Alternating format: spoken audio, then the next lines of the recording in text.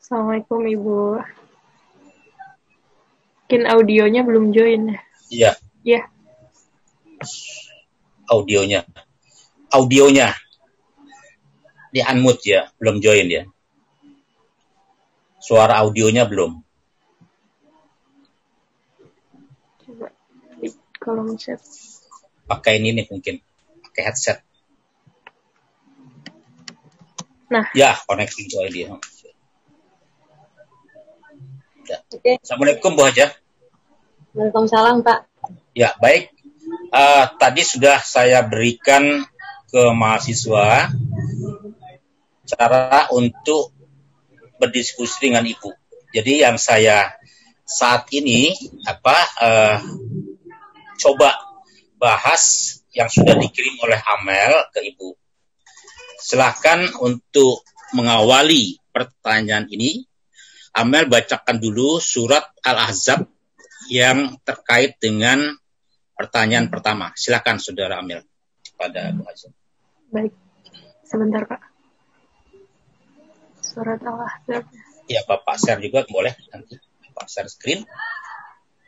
Oh, kamu juga bisa ya? Ya, nggak apa-apa Pak. Dari handphone aja mungkin ya. Bismillahirrahmanirrahim. Inna aradnal amanata 'alas samawati wal ardi wal jibali fa abaina ayyahmil maha wa ashfaqna minha wa hamalahal insan innahu kana zaluman jahula. Artinya, sungguhnya kami telah menawarkan amanat kepada langit, bumi dan gunung-gunung, tapi semuanya enggan untuk memikul amanat itu dan mereka khawatir tidak akan melaksanakannya. Lalu dipikulkanlah amanat itu oleh manusia. Sungguh manusia itu sangat zalim dan sangat bodoh.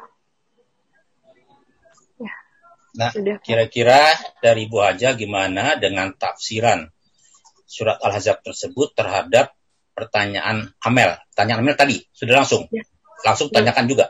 Boleh disampaikan ya Pak? Sampaikan ya. Baik, untuk pertanyaannya Bu, dalam pandangan Islam seperti yang terdapat tadi yang saya bacakan, kan Allah memberikan amanah kepada semua makhluk untuk menjaga bumi, tapi banyak dari mereka yang tidak sanggup, hanya manusia yang sanggupnya. Berkaitan dengan hal tersebut dan dengan iklim sekarang yang kita bisa lihat gitu, kerusakan terjadi di mana-mana, banjir bahkan sekarang terjadi di Bandung, kemudian kekeringan dan yang lainnya, yang dampaknya luar biasa gitu terasa sama kita semua. Nah, untuk pertanyaannya, apa tanggapan Ibu mengenai pernyataan dalam Al-Quran dan realitasnya dengan kejadian iklim sekarang? Gitu. Terima kasih, Ibu. Silakan Bu Yusna.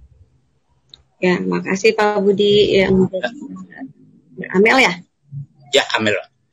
Ya, saya coba untuk memberikan semacam penjelasan kali ya. Kalau mungkin jawaban mungkin dikatakan jawaban mungkin sedikit ya, tapi yang jelas saya ingin menjelaskan tentang tafsirnya ini ya. Yang ditanyakan kandungan ayat yang tadi Mbak Amel bacakan itu surat Al-Ahzab ayat 72 ya, 72. Ya, 72. Yang latar belakangi sebetulnya kita harus tahu dulu kenapa sih Allah kasih nama surat Al-Ahzab. Al-Ahzab ini artinya golongan, jadi ini terjadi pada waktu perang Khandaq ya. Di sini pada ayat terakhir, hampir kan Al-Ahzab ini jumlah ayatnya ada 73 ayat. Nah ini di ayat ke-72, Allah menyatakan bahwa Allah inna aradnal amanata 'alas samawati wal ard wal jibali. Allah sudah mengemukakan atau aradna itu memberikan istilahnya al-amanah 'alas samawat kepada langit wal ardi dan bumi wal jibal dan gunung.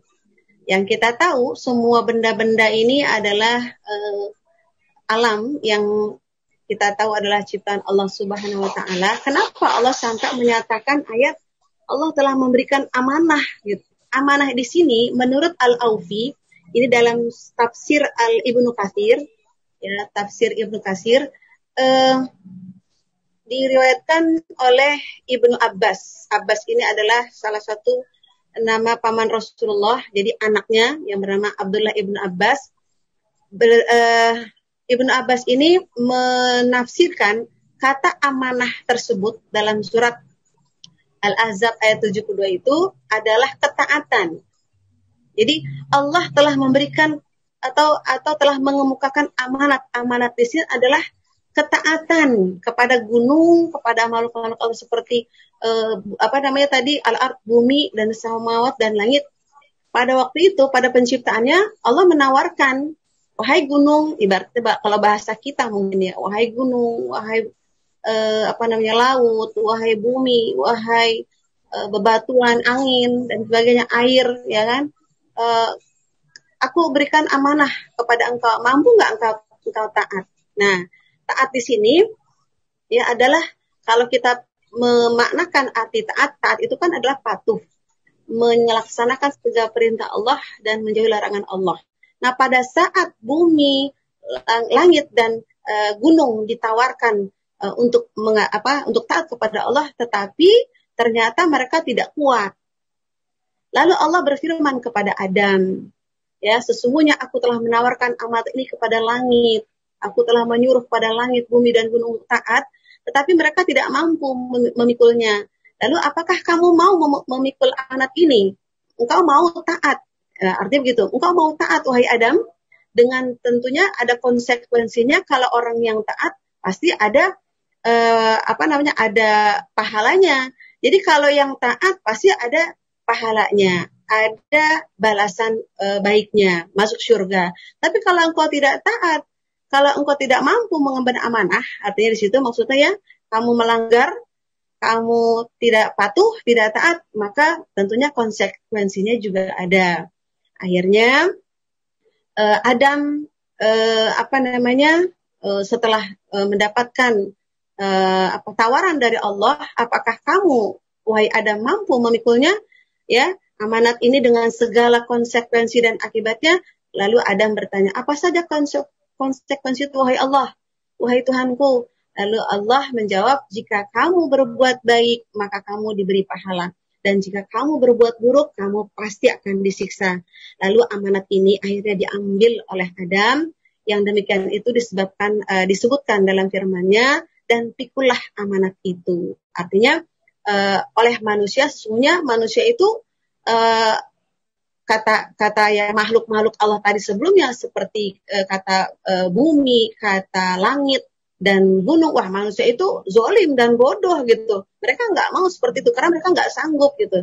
Tapi memang inilah ya riwayat daripada Ibnu Abbas ini bahwa amanat itu adalah yang dinyatakan amanat tadi adalah ketaatan. Bentuk-bentuk ketaatan itu yang ditujukan kepada manusia tentunya fardu-fardu atau kewajiban-kewajiban amalan wajib yang ditawarkan Allah ya kepada manusia. Yang sebelumnya tentu saja langit, bumi dan gunung-gunung tidak sanggup untuk menunaikan ketaatan seperti yang dikerjakan oleh kita manusia.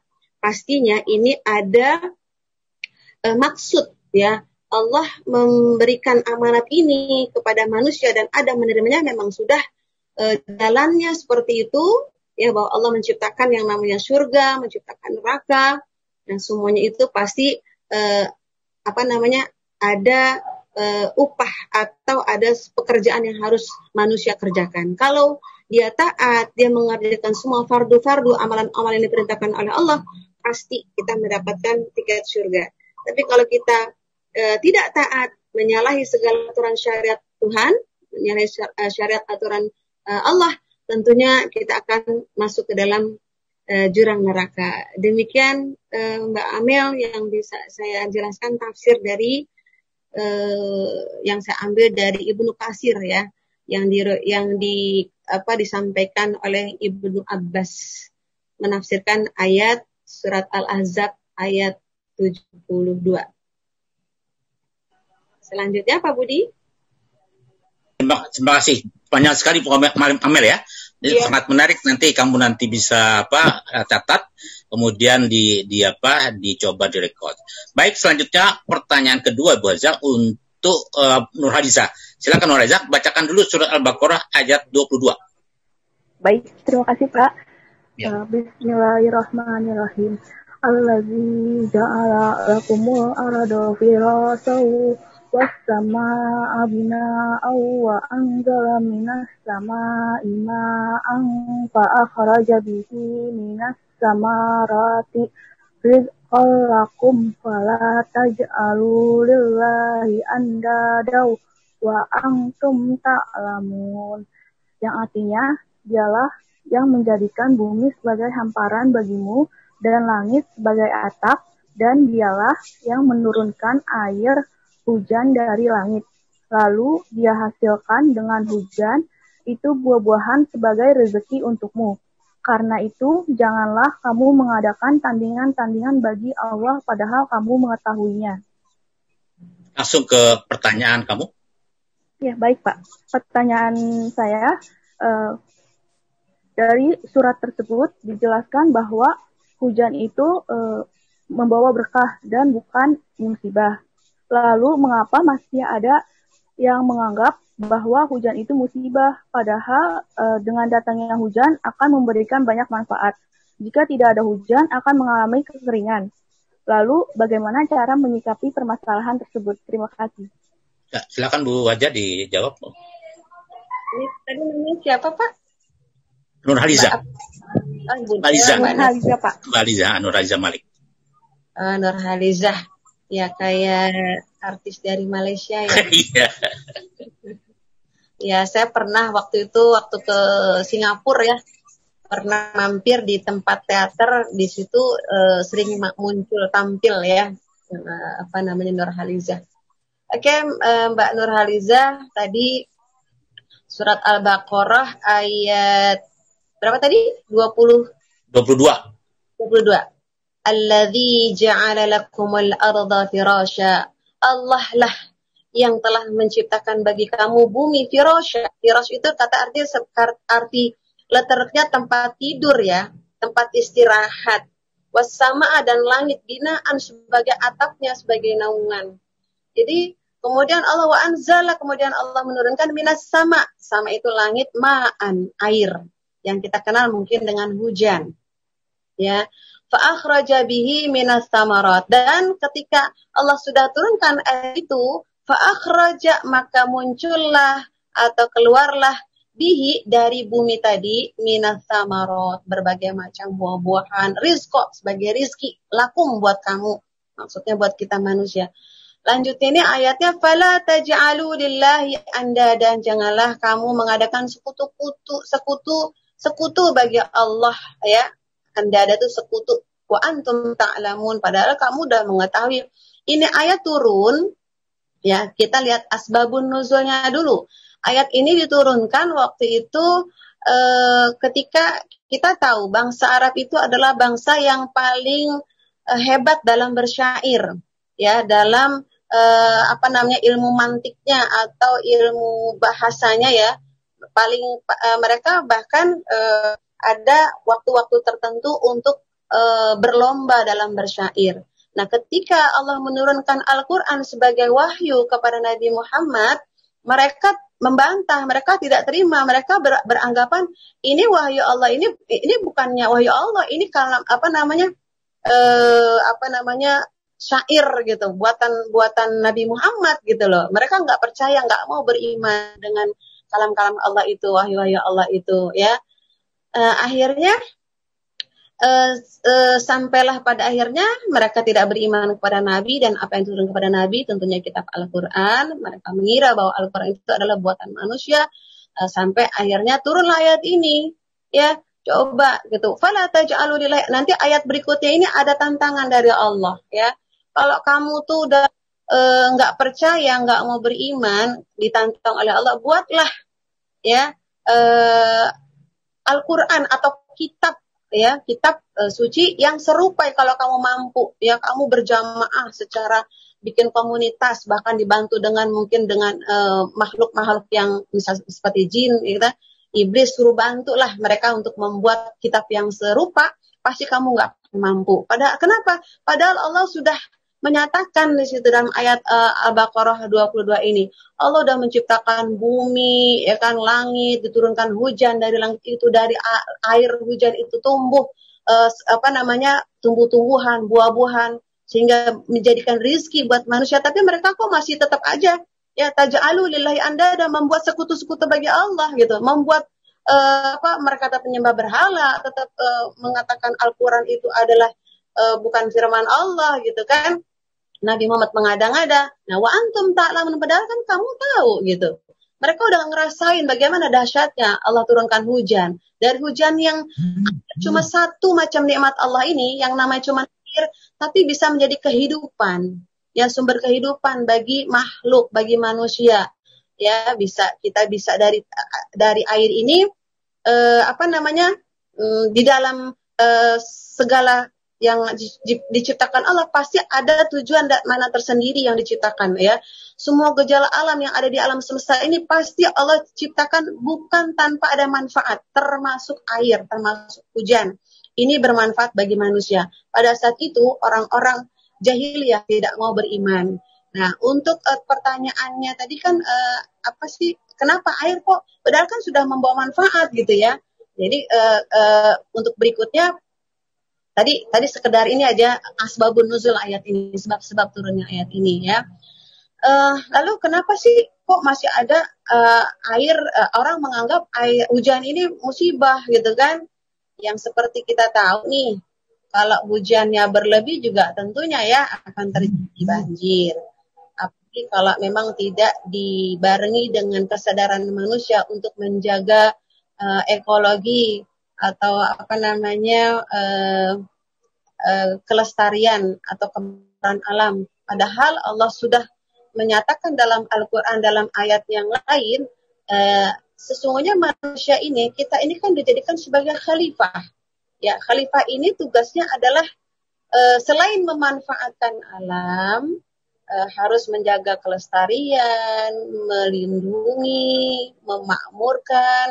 Ya, kalau boleh saya sampaikan pada kesempatan ini, ya, memang benar ada hujan yang membawa manfaat atau maslahat, ada juga itu namanya hujan yang membawa nikmat ya. Tetapi di samping itu juga kita harus tahu ternyata memang benar ada yang Allah turunkan hujan itu berupa musibah atau mungkin berupa peringatan.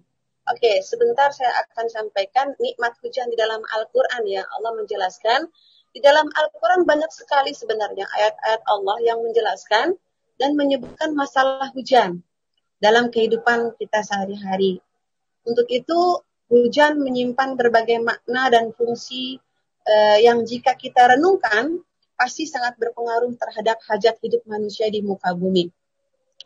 Berikutnya ini ayat-ayat Allah yang berkenaan dengan hujan dan kenikmatan di balik peristiwa hujan ya.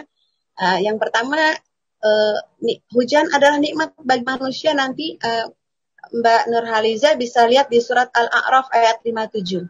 Di samping yang tadi kamu baca ya, surat Al-Baqarah 22.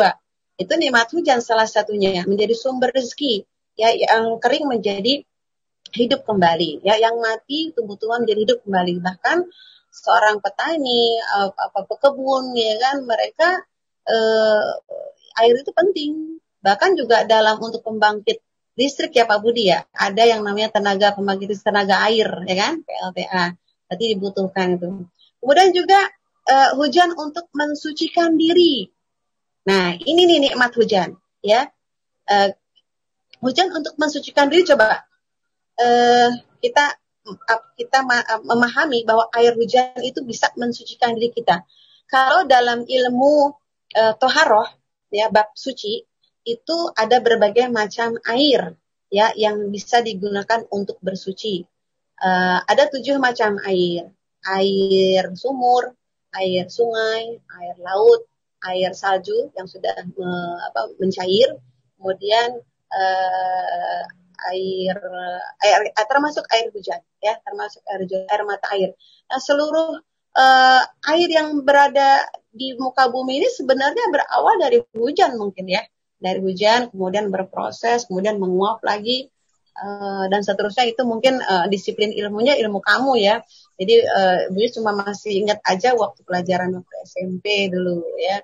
Kemudian Nah itu tadi ya, hujan untuk mensucikan diri ya, seperti kita berwudu, mandi, membersihkan. Untuk apa? Untuk jangan terlalu panjang karena masih ada 2 pertanyaan lagi. Iya. Satu itu, ya. Satu kali lagi, hujan yang tadi kenapa sih kok hujan orang menganggap hujan ini musibah? Benar memang, hujan bisa menjadi ujian dan peringatan dari Allah. Contohnya yang terjadi pada kaum Lut. Umat Bani Lut, kaum Lut yang waktu itu mereka mendapatkan musibah hujan batu. Ya, itu namanya hujan yang musibah ya, bencana, hujan yang bencana karena mereka melakukan homoseksual. Itu saja Pak. Lanjut Pak, yang ketiga Pak. Baik, yang ketiga giliran Mas Faiz. Tolong bacakan dulu surat Al-Baqarah ayat 60 kemudian pertanyaannya. Oh ya Pak, maaf saya suratnya surat At-Tur ayat 6 Pak. Oh ya, silakan. Wal bahril masjur, yang artinya demi lautan yang bergelombang. Maksudnya dalam proses terbentuknya gelombang itu di laut seperti apa ya? Oke, ini namanya siapa ini? Faiz Bu. Oh Faiz ya. Kalau ini ayatnya singkat banget ya, demi air laut yang bergelombang. Ini sebetulnya kita renungan bahwa demi karena Allah menciptakan sesuatu yang luar biasa, keindahan, mengandung keindahan, dan tentunya yang diciptakan Allah ini kalau kita berada di tepi laut misalnya kan, atau berada di tengah-tengah laut, kita lihat gelombang laut itu, kalau dari sisi dari sisi pendapat saya di segi keagamaan, subhanallah, maha suci Allah ya yang menciptakan. Kita nggak tahu di mana penggeraknya, kok gelombang laut itu atau ombak gitu ya, terus bergantian berdebur bergantian. Satu ciptaan Allah yang harusnya membuat kita bertambah bertambah takwa, bertambah takut, bertambah keimanan kita bahwa kebesaran Allah luar biasa. Cukup hanya itu penjelasan dari saya. Karena waktunya juga ya Pak Budi ya. Masih ada satu lagi? Gimana Pak Budi? Bapak maaf, masih di mute. Pak Budi, masih di mute, maaf Pak. Oh ya, maaf, makasih Bu Haja. Itu pertanyaan ketiga. Ini pertanyaan terakhir dari Maulana mungkin nggak ada suratnya, langsung tanya aja, Mas Maulana. Ya, assalamualaikum warahmatullahi wabarakatuh. Waalaikumsalam. Makasih atas kesempatannya. Kita kan sekarang ini membahas terkait dengan iklim dan agama ya. Sekarang ini kan perubahan cuaca dan iklim tidak menentu, kadang hujan, kadang panas karena global warming tersebut. Ada gak sih keluhan dari ibu terkait hal tersebut gitu? Terus kita kan sebagai ciptaan Allah ya yang diberikan amanah untuk menjaga lingkungan. Nah, apa sih upaya dari ibu sendiri dalam menjaga lingkungan? Apa kontribusi ibu dalam menjaga lingkungan tersebut? Baik, sekian, terima kasih. Ya, itu juga pertanyaannya. Ngeluh nggak sih gitu dengan kondisi yang kayak gini gitu ya? Manusia selalu memang tidak pernah puas ya gitu ya. Mengeluh adalah sifat yang selalu ada dalam diri kita manusia. Itu dikasih hujan terus, aduh hujan mulu sih, kapan hujan kering ya kan? Nah, gitu, nggak bisa kemana-mana nih gitu. Terus ketika dikasih panas terus pasti ngeluh gitu kan, panas lah inilah, masya Allah ya. Jadi mengeluh adalah sifat yang selalu ada dalam diri kita terkait dengan hal-hal yang tidak membuat kita nyaman tentunya. Misalnya seperti musim dan cuaca yang tidak menentu, contohnya contoh sekarang ini ya, yang mau bikin acara, mungkin mau bikin hajatan ya kan, hitung-hitung ini musim panas, musim hujan gitu kan. Seorang petani atau peladang pengen berkebun ya kan, pengen nanam, mungkin dia harus konsultasi dulu dengan orang yang kompeten di bidangnya, mungkin dengan Pak Budi ya, dengan orang-orang BMKG, gimana cuacanya baik apa enggak buat musim tanam gitu ya. Yang jelas semuanya hal itu adalah lingkungan ini harus kita jaga. Betul kata Mas Maulana tadi, kita ini sebagai manusia diberikan kemampuan sebetulnya untuk mengolah dan memelihara alam ini agar harmoninya selalu terjaga, agar selalu kalau kita damai, ramah dengan lingkungan, insya Allah di lingkungan pun, alam pun akan ramah dengan kita, gitu ya. Nah, jadi untuk kalau pertanyaan apa sih kontribusi atau upaya untuk menjaga lingkungan, ya jawaban saya mungkin pertama ya menghemat penggunaan sumber daya seperti air, ya kan? Jangan semena-mena menggunakan air, walaupun ini adalah sumber daya alam yang kekal, kan? Yang saya ingat tuh pelajaran waktu SD, sumber daya alam tuh ada sumber daya alam kekal, sumber daya alam tidak yang dapat diperbaharui, sumber daya alam yang dapat diperbaharui. Nah itu ya, jadi penggunaan air kita harus hemat, penggunaan listrik, ya kan, bahan bakar, termasuk penggunaan kertas nih. Ya kan, yang kertas kan yang saya tahu dibuat dari pohon kayu ya, bubur kayu. Nah kalau memang kita kayak anak sekarang ini kan bikin kapal sekolah itu di kelas yang saya lihat bikin kapal-kapalan di kertas, disobek bukunya, dibuang-buang. Nah itu kan ini ya pemborosan ya, termasuk ya menghindari pemborosan bahan bakar ya, mengurangi produk sampah rumah tangga, memilah sampah. Ya bagi ibu-ibu nih kalau yang perempuan udah terjun ke ibu BPKK misalnya tuh ya, itu ada tuh memilah sampah antara sampah organik dan non-organik. Ya, iya. Oke, penghijauan lingkungan lah, kemudian juga menggunakan sumber daya alam secara hemat. Yang bagi laki-laki nih Mas Maulana, ya agar terhindar polusi, hindari ngerokok deh, gitu. Yeah. Baik Bu, sudah pas banget kayaknya waktunya juga. Ya, terima kasih banget ini Bu Haja waktunya. Kalau anak-anak misalnya ada kekeliruan dalam bertanya, mohon dimaafkan. Namanya baru belajar. Ya Amel ya. Tolong berikan kata penutup Bu Amelia, silakan. Mbak Anim. Makasih banyak untuk Ibu Yusna dan Pak Budi yang sudah menyempatkan waktunya dalam diskusi kami ini. Akan langsung ditutup saja ya Pak. Assalamualaikum warahmatullahi wabarakatuh. Baik Bu, terima kasih atas waktunya. Dan jangan istilahnya mohon maaf kami ya mengganggu waktu Ibu. Sama-sama Pak. Ibu sehat-sehat saja bersama keluarga. Kami akhiri dengan wabillahi taufiq wal hidayah. Wassalamualaikum warahmatullahi wabarakatuh. Selamat malam Bu Haja. Waalaikumsalam warahmatullahi wabarakatuh. Malam Pak, malam semua. Ya. Amel, Bapak langsung tutup ya? Iya. Ya, Zoom hari ini ayo. Ya, sama-sama. Assalamualaikum. Waalaikumsalam. Waalaikumsalam warahmatullahi wabarakatuh.